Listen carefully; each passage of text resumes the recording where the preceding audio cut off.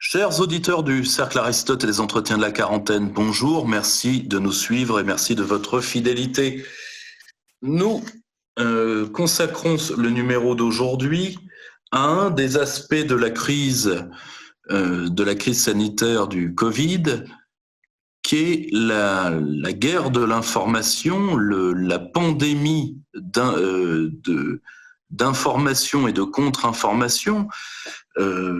Récemment, l'État français a mis en ligne, une page sur les fake news médicales, et on n'arrête plus les fake news, on n'arrête plus les affrontements informationnels, donc la Chine contre le reste du monde, qui est derrière le pangolin. Nous allons essayer de démêler cet échiquier avec François Bernard Huyck. François Bernard, bonjour. Bonjour. Merci de nous accorder votre temps. Donc, vous êtes médiologue, vous êtes spécialiste des stratégies d'information. Vous avez énormément écrit sur cette crise, sur Marianne et sur le site qui est à votre nom. Il y a quelque chose de cette crise est plus fascinante par ce qu'on en dit que par ce qu'elle est. Seriez-vous d'accord ? Comme beaucoup de crises. Alors, c'est vrai que si on pense en termes de létalité pure, le nombre de morts qu'il va y avoir, ça sera beaucoup moins que la grippe espagnole ou même probablement même moins que la grippe de Hong Kong en 1958, et je suis assez vieux pour l'avoir vécu quand j'étais petit. Donc, effectivement, ce sont les effets induits par la pandémie qui vont provoquer le plus de chaos. Et parmi ces effets, il y a, si j'ose dire, un effet de croyance qui est un enjeu énorme entre les Occidentaux et la Chine, bien plus la Chine que la Russie. Donc, à beaucoup d'indices, on a l'impression qu'on est en train de changer d'adversaire principal dans l'infoguerre, en quelque sorte. Justement, pour vous, qui a tiré le premier ? Alors, soyons honnêtes, plutôt les Chinois. L'histoire, elle est toute fraîche en fait, hein. Elle date du début de cette année, mais elle a déjà plusieurs épisodes. Il y a eu très vite une action de l'État chinois pour sous-évaluer les choses, le danger, mettre un peu les crottes sous le tapis. Alors, quelle est la responsabilité précise de la province de Wuhan qui n'a pas trop voulu que les nouvelles remontent jusqu'à Pékin? Quelle est la responsabilité de Pékin? Je ne sais pas.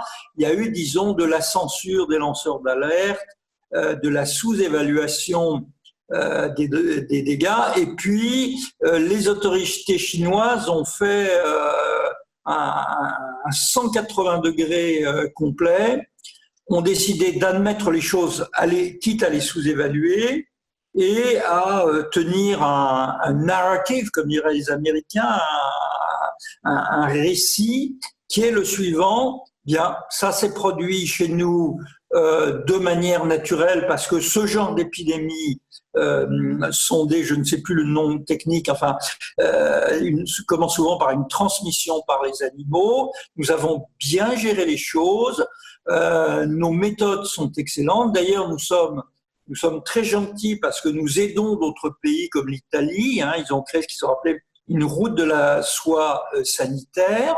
Et donc, maintenant, tout va bien en Chine et les autres pays devraient s'inspirer de notre modèle universel et accepter de collaborer avec nous, qui sommes très favorables au multilatéralisme. Et puis, il y a un deuxième, alors ça, c'est le discours soft, si j'ose dire, hein, de prestige, et puis un discours plus hard en disant, mais est-ce qu'au fond, on est sûr que ce virus vient de chez nous? Est-ce que ça ne serait pas un GI américain qui participait à une compétition sportive qui aurait contaminé la Chine? Donc, il y a un peu du contre-discours sur l'origine. En tout cas, une chose qu'ils ne veulent absolument pas qu'on dise ou qu'on envisage, c'est qu'il est fuité du fameux laboratoire P4 de Wuhan. Et par ailleurs, les Chinois, alors, se sont, dans un temps très très bref, adoptés et adaptés à la communication occidentale, au soft power, la diplomatie publique. C'est-à-dire, leurs ambassadeurs interviennent beaucoup, l'ambassadeur en France en particulier. Ils utilisent des médias internationaux avec un récit pro-chinois et ils commencent à être très présents sur les réseaux sociaux pour se défendre contre toute attaque sur leur gestion de la crise ou sur l'origine de la crise. Et donc, ils sont devenus très 2.0, très réseaux sociaux. Il y a quelques minutes à peine avant de vous parler, j'ai échangé avec un journaliste connu du Figaro à propos d'un petit montage que fait circuler l'ambassade de Chine sur Twitter. C'est très rigolo, ils expliquent la crise avec des Playmobil animés. Donc, on n'avait pas tellement l'habitude de voir la propagande ou l'influence chinoise prendre une forme rigolote, humoristique comme ça. Mais le volet 2, si vous voulez, c'est que si les Chinois se lancent, je dirais, en offensif et en défensif, en offensif, nous sommes très bien, en défensif, on raconte des tas de mensonges sur nous. Évidemment, les autres réagissent. Un organisme du département d'État, le GEC, s'est lancé là-dedans pour faire une contre-campagne contre la Chine, et on voit se mobiliser des tas de think tanks américains. Et après, je vous rends la parole. Il faut bien voir la complexité de la chose. C'est pas uniquement un match sino-américain ou sino-atlantiste, puisque se répandent en plus, si j'ose dire, des légendes spontanées, des histoires des fake news, des photos truquées et des histoires légendaires disant que c'est en rapport avec le G5, que c'est la faute de Bill Gates, enfin le genre de rumeurs stupides qu'on peut s'attendre à rencontrer lorsqu'il y a des faits très graves. Ce sont un peu les trois facteurs dominants de cette guerre ou de cette confusion de l'information. La seule chose, c'est qu'est-ce qui... Aujourd'hui, il y a quelque chose qui m'a beaucoup frappé, c'est que, bon, admettons qu'il y ait eu un défaut de gestion chinois de cette crise, m'apparaît assez évident. Au début, c'est vraisemblable, je crois que tout le monde est d'accord. C'est totalement vraisemblable. Ensuite, on peut nuancer. Est-ce que est-ce que l'État central chinois a été intoxiqué par un de ses gouverneurs? Vu ce que le gouverneur en question risquait, ce n'est pas totalement impossible. Le système chinois, les sanctions administratives peuvent être redoutables. Oui, lourdes, oui. Néanmoins, il y a un biais que la Chine utilise dans sa communication qui n'est pas tout à fait dénué de sens, c'est que la majeure partie des pays qui accusent Pékin aujourd'hui sont les pays qui gèrent le plus difficilement cette crise. Ça, c'est clair.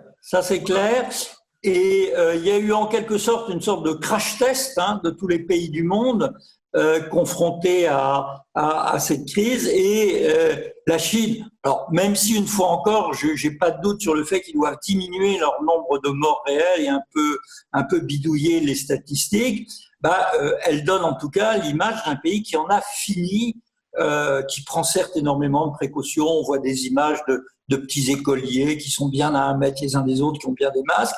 Mais enfin, leur argumentaire, c'est pour nous, c'est du passé. Et au contraire, vous avez très mal géré. Vous avez mal géré pour les tests. Vous avez mal géré pour les masques.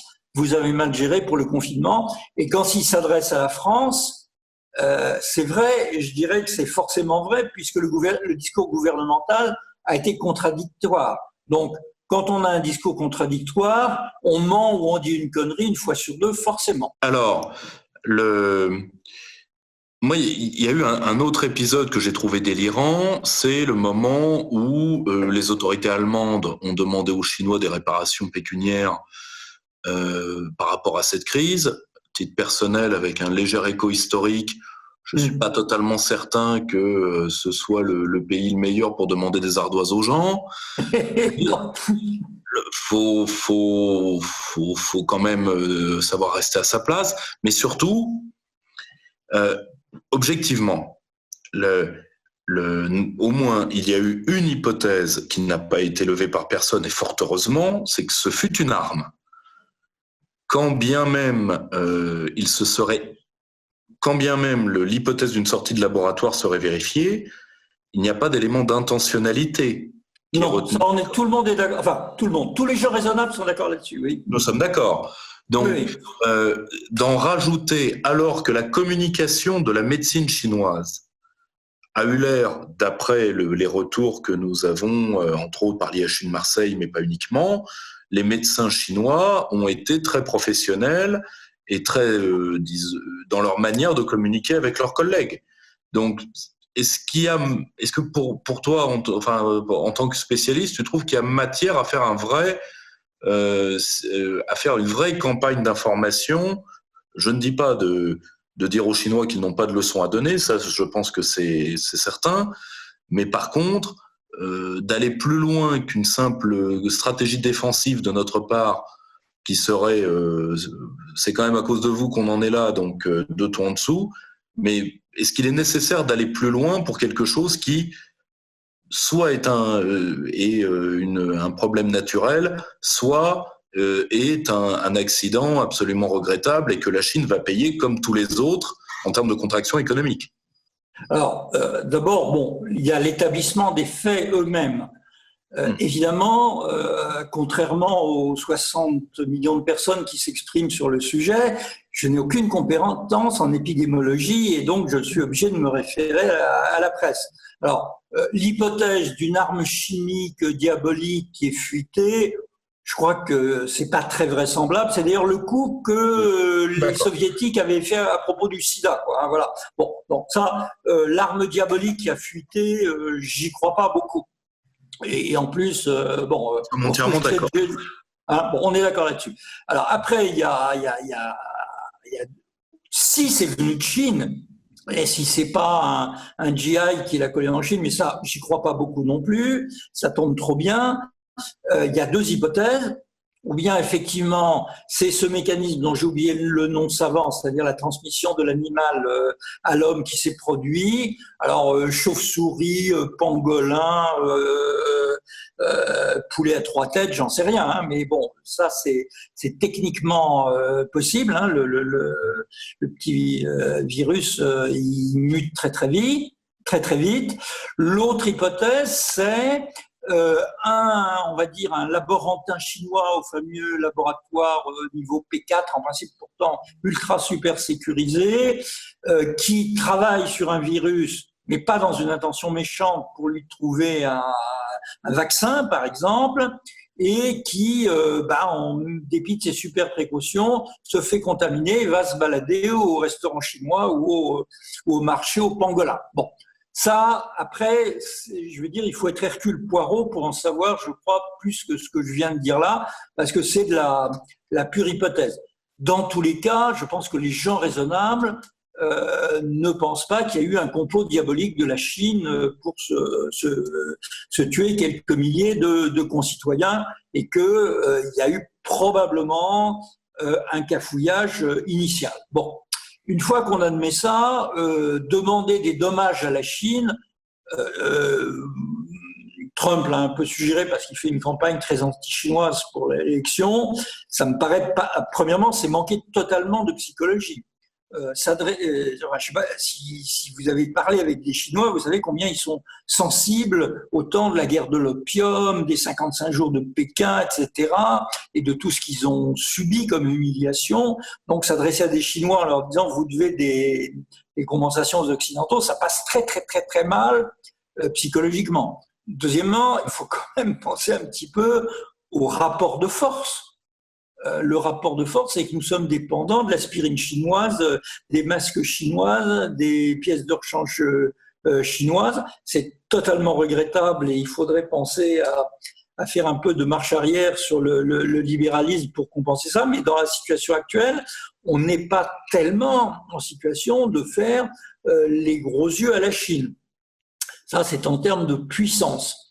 Et puis, je dirais, en termes d'influence, les Chinois, une fois encore, quelles que soient les responsabilités initiales de la province, du parti, enfin peu importe, ont après fait une belle opération de soft power, ont énormément amélioré leur image dans un grand nombre de pays. Et en fait, ce qui agite tous les cerveaux des chercheurs, notamment américains, c'est au lendemain de la crise, face à une Europe qui a été au-delà du grotesque et une Amérique très affaiblie par ses dissensions internes, est-ce que l'hégémonie ne va pas passer à la Chine ou est-ce qu'il n'y aura pas une sorte de duopole géopolitique de fait? Donc, pour dire les choses plus simplement, ils risquent d'être les patrons demain. Donc, les rodomontades n'ont pas beaucoup de sens quand on est, comme disait Audiard, quand un type de 110 kilos dit quelque chose, le type de 60 kilos l'écoute, quoi. Justement, quel est aujourd'hui devant ce soft power chinois qui a fait, nous prenions qui a fait des progrès gigantesques. Prenons le contre-exemple parfait. Comme ça, moi qui ai été accusé d'être un agent du Kremlin, je vais pouvoir le prouver. Moi, j'ai toujours trouvé les Russes relativement mauvais en guerre de l'information. Je suis assez d'accord. Lourd. D'ailleurs, sans être mauvais, lourd. Mais ce qui est en guerre de l'information n'est pas une tactique, si vous voulez. La lourdeur, ça sert quand on a les orgues et quand on a les T-34. Mais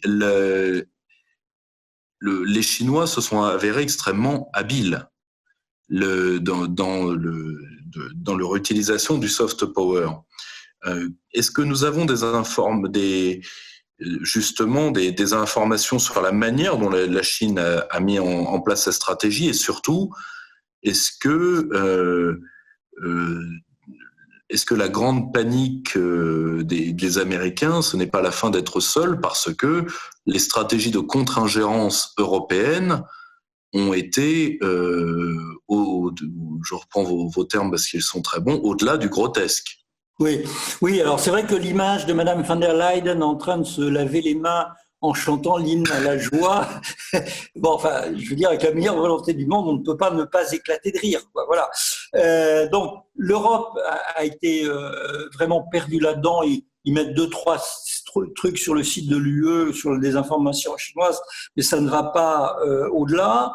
La Russie, alors on a un petit peu accusé la Russie de désinformation au début parce qu'il devait y avoir sur des sites avec des adresses IP en Russie des gros malins qui expliquaient que en fait cette épidémie avait été lancée par Trump pour démolir la puissance économique chinoise. Bon, je veux dire, il y a des imbéciles partout, hein.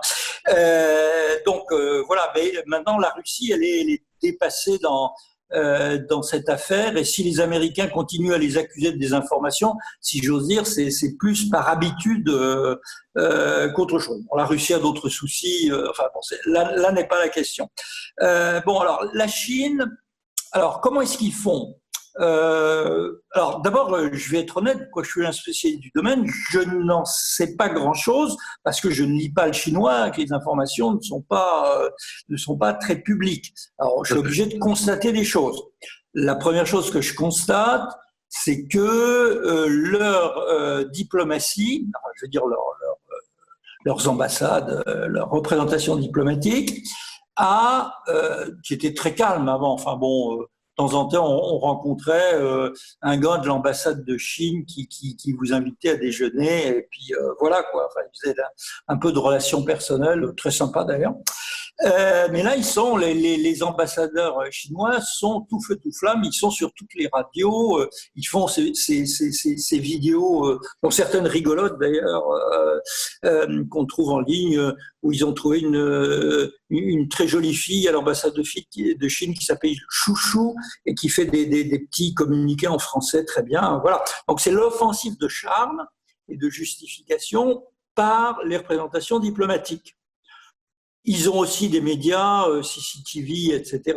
Bon, mais enfin, c'est pas audience de CNN International, hein, quand même.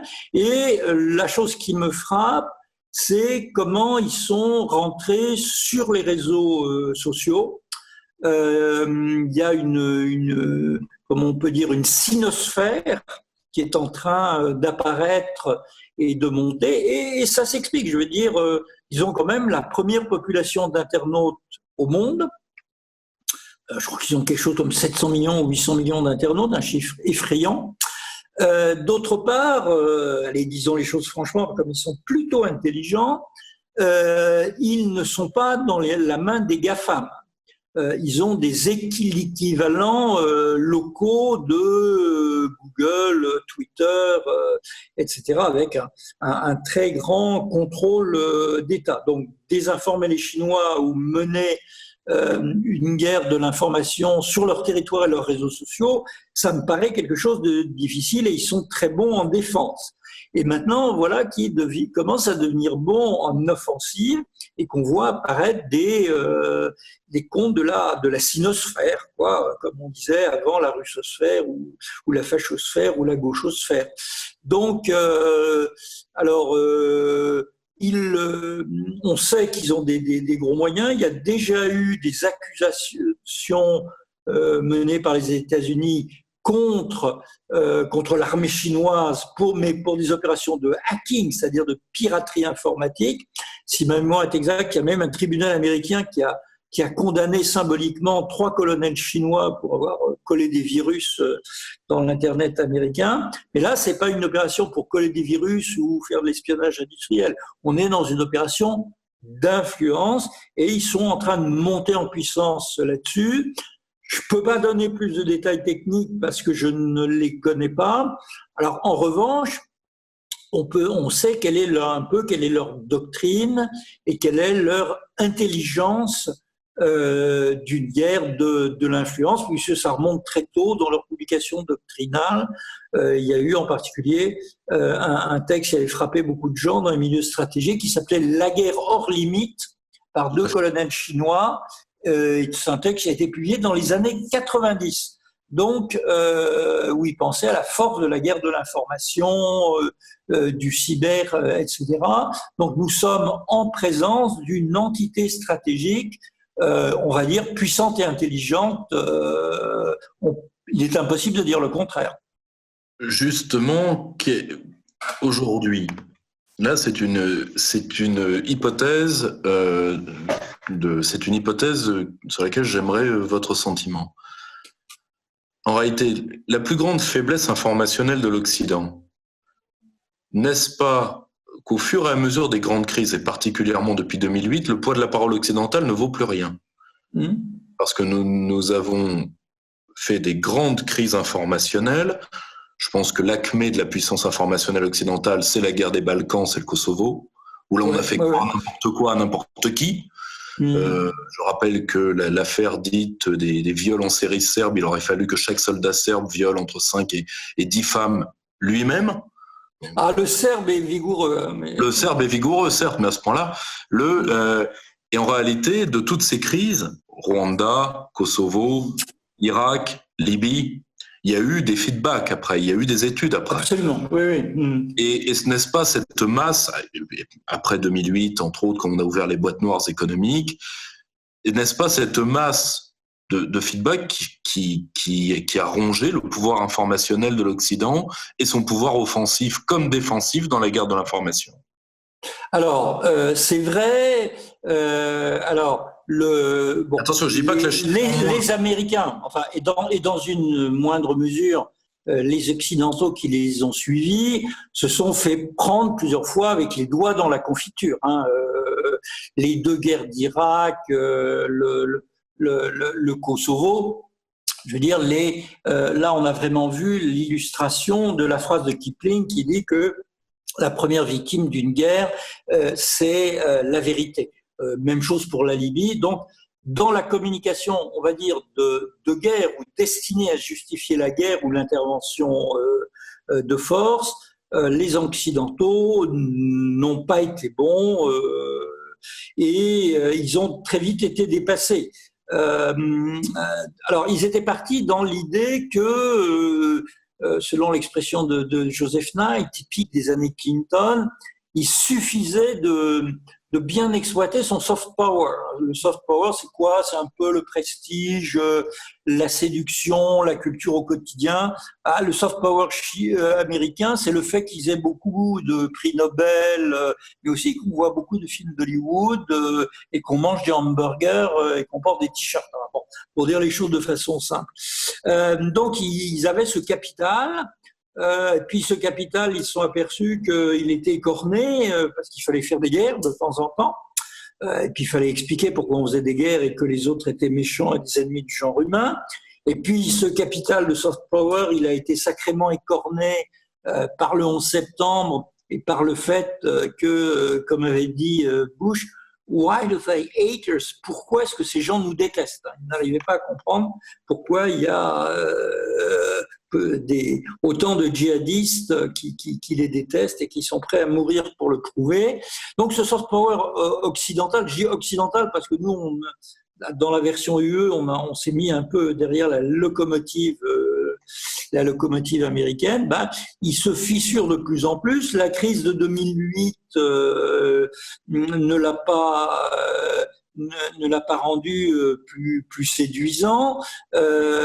Bon, il y a 600 choses qu'on pourrait raconter. Il y a des tensions sociales, il y a une lutte entre ceux qui profitent de la mondialisation, les périphériques, il y a les populismes. Enfin, il y a 500 choses qui se produisent et qui fractionnent ce pouvoir unanime et un discours qui n'est plus aujourd'hui que celui que les marxistes auraient appelé des classes dirigeantes. Et surtout, en réalité,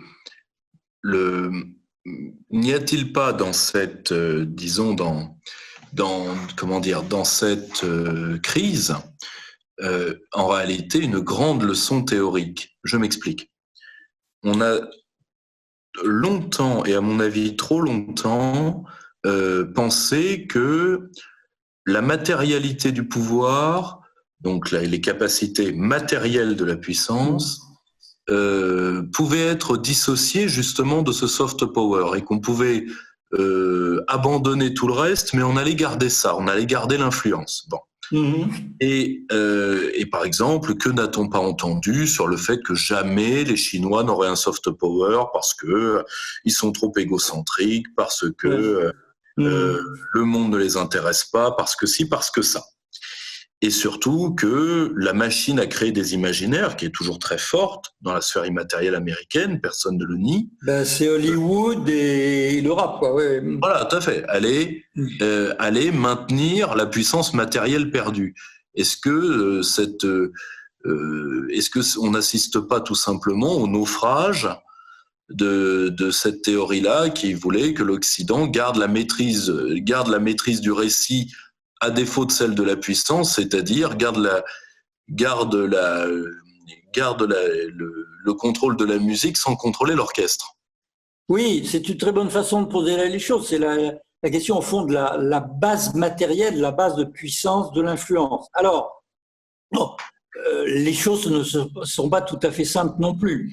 La base matérielle de l'Occident, elle s'effrite, je dirais, avec la crise économique de 2008, elle s'effrite parce qu'une part de sa population n'adhère plus au projet, n'est pas progressiste libérale, quoi, libre, elle est populiste, elle s'effondre parce que les Occidentaux sont très, très, très mauvais pour gérer cette crise, parce que cette crise, elle est, si j'ose dire, comme j'ai écrit dans un article, elle est hyper réac, la crise.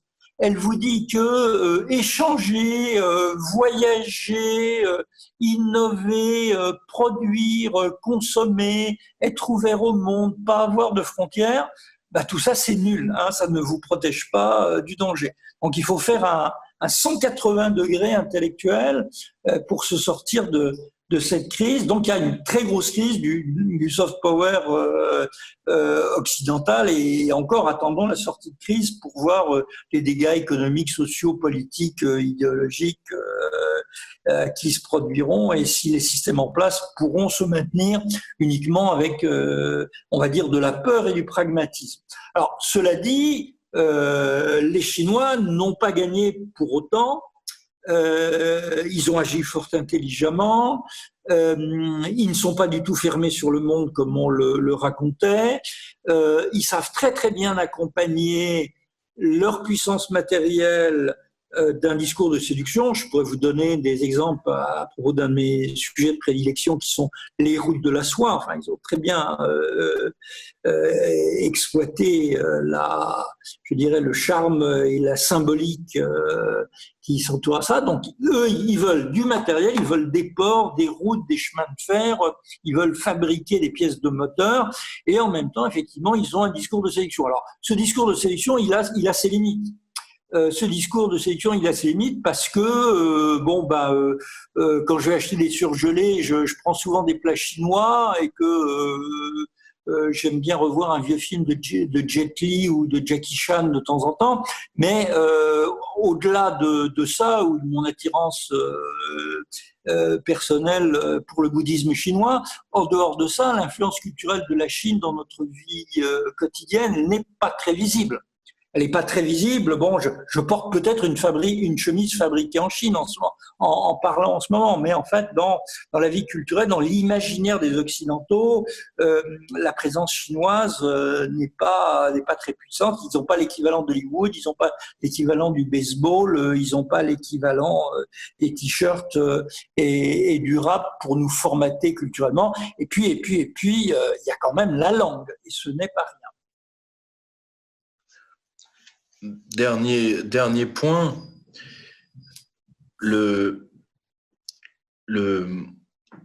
comment dire, la gestion française de la crise. C'est-à-dire que parce que vous êtes un spécialiste. Je peux déjà résumer ma réponse. Abominable. Oui. Non, mais justement. Parce que l'avantage d'avoir un spécialiste de l'étude des discours et de l'influence publique comme vous, c'est que vous allez pouvoir vous avez plus de recul que nous. Je ne me souviens pas, y compris sans contaminer, moi je m'en souviens, j'étais gamin, je ne me souviens pas d'une crise gouvernementale. Et là, pourtant, je suis désolé, je vais choquer des gens derrière leur écran et je m'en excuse, ça m'indiffère en même temps. On n'a pas été face à la variole. La variole, c'est 4 personnes qui marchent sur un trottoir, il y en a une qui tombe, elle est morte. Bon, donc, on en est très loin. Qu'est-ce que ce ratage monumental nous apprend sur la réalité de ce qui est du pouvoir français, pour vous? Alors, il nous apprend que ce pouvoir a été, je dirais, arrogant. Je crois qu'on peut leur faire ce reproche. Enfin, il y a eu un contentement de soi. Alors, quelqu'un comme Sibeth Ndaye a un peu caricaturé tout ça, mais il ne faut pas se focaliser sur cette pauvre dame. Alors, il y a eu de l'arrogance, c'est-à-dire la conviction que nous avions le meilleur système de santé du monde, qu'on avait le président le plus intelligent du monde, qu'on était super communicant dans le monde nouveau, et donc on allait très bien s'en tirer. Donc il y a eu beaucoup de retard à admettre le caractère dramatique de la situation. Il y a un manque de coordination évident dans des décisions. On va décontaminer le 11 juin, déconfiner le 11 juin. Oui, mais pas tout le monde. Oui, mais par région. Oui, mais les vieux, non pas les vieux, etc., etc. Donc, là, c'est un pataquès bureaucratique ou un mauvais fonctionnement entre, je sais pas, la présidence, le ministère et l'administration. Enfin, bon, il y a de la bureaucratie. Ça, c'est très, très clair. Et alors, si on remonte en arrière, évidemment, il y a une intendance qui n'a pas suivi. Il y a eu un manque de prévision, un manque de vision stratégique. On va pas raconter cette histoire des masques parce que c'est l'objet de la conversation d'un Français sur 2 en ce moment. Mais enfin, tout le monde a bien vu le processus où on s'est pris littéralement les pieds, où on s'est ligoté soi-même, et on a compensé ça par une communication miracle, puisque les événements nous dépassent, feignons de les organiser. S'il n'y a pas de masques, c'est parce qu'ils sont inutiles. Et s'il n'y a pas de tests fiables, c'est parce que nous avons des solutions beaucoup plus intelligentes et que ça serait contre-productif. Donc, quand on est obligé de dire exactement le contraire à 3 semaines de différence, l'effet est terrible. Il suffit d'aller sur les réseaux sociaux, il y a des dizaines de vidéos très rigolotes où on voit les propos contradictoires de Sibène Daillé, de Buzyn, de Blanquet, etc., qui disent A, puis qui disent B quelques semaines après. Et ça, c'est ce qu'il y a de pire en communication de crise. Donc voilà. Donc, mais je crois surtout que c'était une crise que le gouvernement français actuel n'était pas idéologiquement prêt à comprendre, parce qu'ils étaient les premiers de cordée, les meilleurs de la classe, et que ça pouvait pas leur arriver avec quelque chose d'aussi bête qu'un petit machin de quelques microns.